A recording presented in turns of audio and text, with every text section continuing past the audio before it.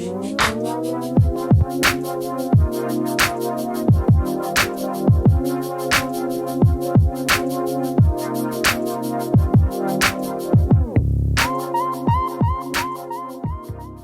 right, friends, we're here with my buddy Chico. What's up, man? What's up? So he has been in this will be the fourth video, I think. 4 bikes, but actually 6 bikes in a year and a half. So the first one we did was the BMW R1250 RS, then a K1600, then the GS Trophy. GS? Yeah. It was Trophy, right? Rally. Oh, Rally. Yeah, And now, what do you got now? Ducati. Ducati Multistrada V4S. All right, so let's fit this in with those other bikes. What do you think about this bike? Where does it fit? So, I think this is the most fun bike I ever had in terms of power / maneuverability. It's such a good bike to when you're riding, like it almost leans automatically. So very easy to lean the bike, very easy to control the bike. The engine sounds great. The bike is beautiful. Honestly, I think this is the most beautiful bike I've had. I still have the GS. If I compare the riding experience, the GS is a more pragmatic bike. Like I used to say, like if you want to go from point A to point B, the best way is probably a GS. The most fun way is going to be a Ducati because it's really a bike that it's about enjoying the ride more, right?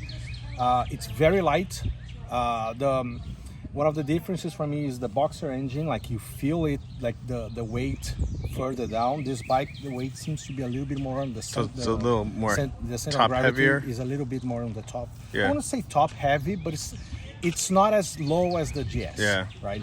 Well, it must be. So this is a V4. Yeah. So this must be a totally different engine feel too, in terms of torque and all that stuff. 170 horsepower, right? So So the power delivery is amazing. So that's about 40 more horsepower than the GS. Yeah.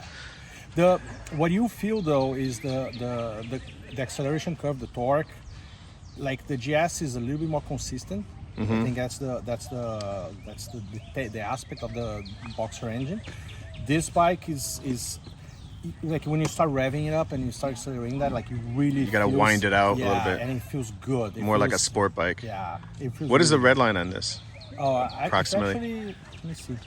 It should be 11,000. Yeah, probably 11,000. Yeah, so the GS is about 9,000 red line. So the GS is fun. I always say the GS is fun, like 0 to like 10 80. To 12. The maximum is 12. Yeah. Oh, okay. Yeah, GS is fun, like 0 to 80 miles an hour. Get that torque pull. Yeah. So this doesn't really have that pull, but it has the top end. It has fast. it has a more gradual pull, but it's still 107 horsepower, so it's a very aggressive bike in that aspect. The counter, right? If I can say that, the downside is it drinks gas, right? It really drinks a lot of gas, more so than like even the Hayabusa that I had a couple years ago. Yeah. I think it actually is less efficient than the Hayabusa even. Yeah, so you brought some gas with you in your bag, your little thermos. I always like to be prepared, but it goes. I think this bike is going 130, 140 miles. The full tank. Yeah. And of course depends on how heavy I go, right? Because the bike is fun at high revs. I mean, your tendency to go more aggressive is almost forced, right? Yeah. Which is the case of the GS. That's why I say like it's the best way to go from point A to point B, because there's a consistency in the power delivery across like almost all speeds, right? So all RPMs. In terms of overall cost of ownership, like I would say that it's pretty much the same one as the GS. Like it's not a bike. It doesn't feel more expensive, because a lot of people might say like, oh, but you're gonna pay a little bit more on maintenance. I've yet to take it to maintenance, but I don't feel, and I've asked around, like I think that the way BMW's maintenance has been growing too, I don't think it's that much different anymore. Yeah. In terms of protections, right? I do feel that the wind protection on the GS is slightly better, but this is actually, I feel a lot on the wind on this one. The windshield is a little bit smaller. but it's the fun part, right? Like I actually enjoy the wind in my face, so I try to keep it lower. Does it move up and down? It moves up and down, but it's manual, right? Like you gotta. Oh, okay, yeah. Yeah, I put this because it is the GPS holder for the Chigi. Oh, that's cool. I put this one because I wanna still use the Chigi here, and most people connect the phone. The system, the software to connect the phone is not that great. BMW is not that great, but I actually think the BMW one is actually better than this one. But it has a lot of modes. Like I can define how much engine I want to put in each mode. Like it has so many modes of riding. I'm keeping only on sport mode because I bought it for the fun of it. But vibrations, GS still vibrates a little bit less, but it's absolutely not a problem. Even with with the big engine, with all that power, like you're not feeling on your arm the vibration that much. I had bikes before that really got you tired on the wrists. This one, absolutely no problem. I could travel on this one for a long time. How about the ergonomics, the seating and all that? Yes, that's a fantastic question. It actually feels a lot like the RS in terms of height. Like I can almost put flat foot in the ground, both sides. I'm not necessarily a very tall guy. So for me, actually riding this one is better than the GS because it's in terms of ergonomics, because I feel more comfortable putting the feet down on the ground, right? Yeah. But in a long riding experience, I feel that like those things tend to disappear, right? It's more on the urban riding experience that the ergonomics make a little bit of a difference. I would favor this one in terms of that. And honestly, it's like, what are you looking for in a motorcycle? For me, the answer is I want to enjoy every time I ride it. Every time I'm going to the garage and trying to select which bike I'm going to take, this one wins every single time. It's a beautiful bike. It feels great. It's powerful. It's fun. I can ride safe. I can ride a little bit more aggressive. It's really a perfect bike. What have you done to the bike from stock when you bought it? Have you done anything to it? I bought absolutely as it is. The good thing is I bought it used, so this one has 7,000 miles on it. It's 2021. Okay. It came like, normally it doesn't come with the crash bars. The guy who owned it before had the crash bars. I think he added these. I don't remember if these come with the bike. How about the exhaust? Because it sounds pretty good. Did he change that? He changed the exhaust. Okay, yeah, it sounded pretry nice over at the stoplight before. The top case too. The top case it doesn't come with the bike, but the side cases come with the bike. There's more things that he added, that he changed. Like it has the extended hood here. Yeah, there's a little bit more changes that came. So yeah, this part here. Yeah. But this is one of the reasons I thought it was a fantastic deal, because the bike really came complete with everything that I needed. And oddly enough, we have our other friend Jose right next to us here with his Multistrada, but this is a 1260 V2, and we just noticed the difference, a couple of differences. That's got a bigger back tire, and you have a 19-inch front wheel, right? Yeah. And this one comes with a 17, so this one's got a more sporty, like, tire configuration. That's interesting. Yeah, to some extent. Like, there's Jose over there. Bing, bing, bing, bing. Because there's another model. This is the V4S. There is the Raider. There's a model called Pikes Peak. Pikes Peak, yeah. Where the front tires are smaller too. So the other bike, the other Multistrada that you've shown, has a little bit more of that profile of like more aggressive, more. Yeah. So the Pikes Peak is just a sport edition of your bike. Yeah. Fatter back tire and smaller front tire. That's cool. So you're digging it. Yes. Yeah. Oh, it has the safety features, right? I have the 1250 GS, right? Not the 1300. This one has adaptive cruise control. It has the sensor if there's someone on the side. Mm-hmm. So in terms of safety features, comparing with the GS that I have, this actually is a lot more safe. Yeah, and this is a 21. This is a 21, exactly. So this is not, that's something that's kind of becoming standard on the brand new bikes, but this is 5-year-old bikes. Wow. Which is surprising that BMW doesn't have that on older bikes. They only caught up right now, but In terms of, it's not a criticism, it's just difference of the bikes, right?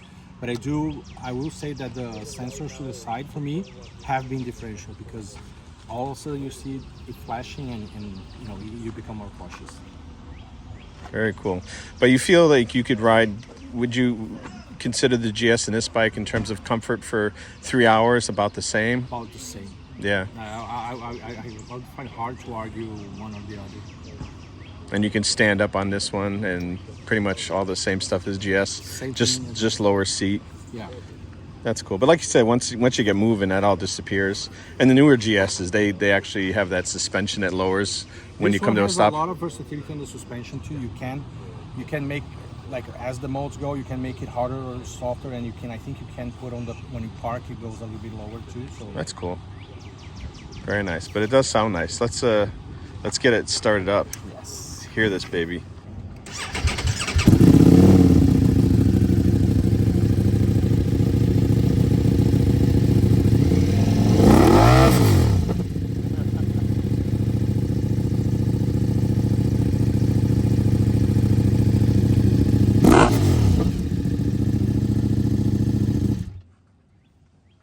Wow, that sounds great. Yes. Sounds a lot better than mine.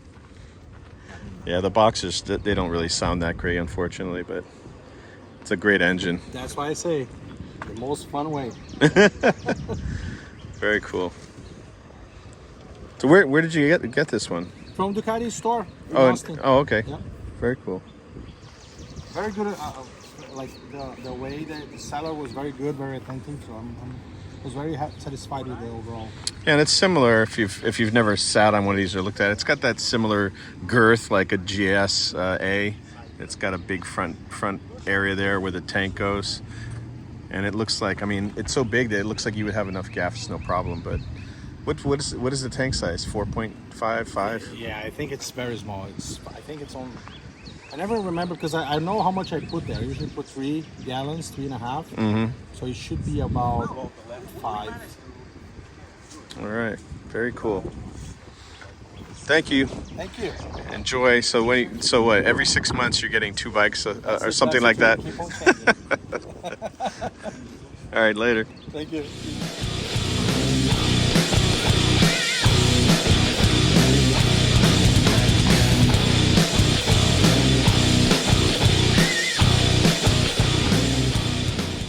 Hello friends, what's up? I just got here from breakfast after hanging out with Chico and my buddies up there. Had a nice ride, hour-long ride here from the hill country, amazing. I'm here now at the Ducati dealer, so I just wanted to come by and see what the new 2026 Multistrada V4S looks like and what the difference is between that and what Chico has now. He's got the 2021 version, and they've got, of course, the new version here, so I just want to go check that out.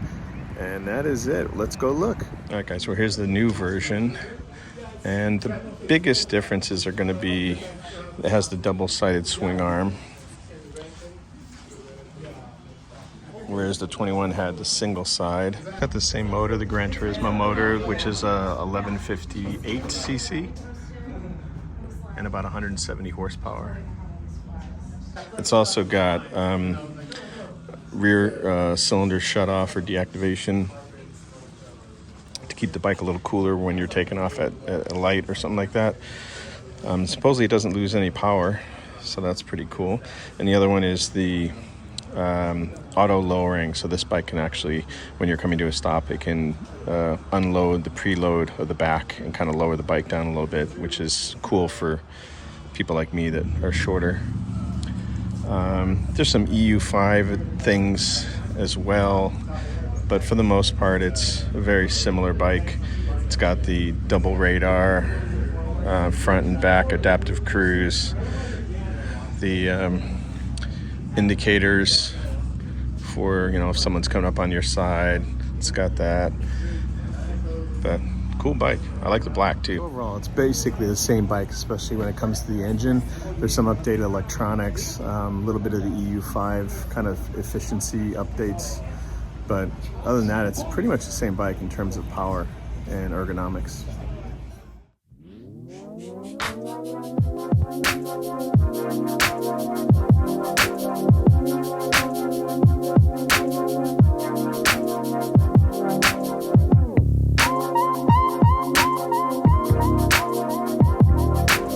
right, guys, well, that's it.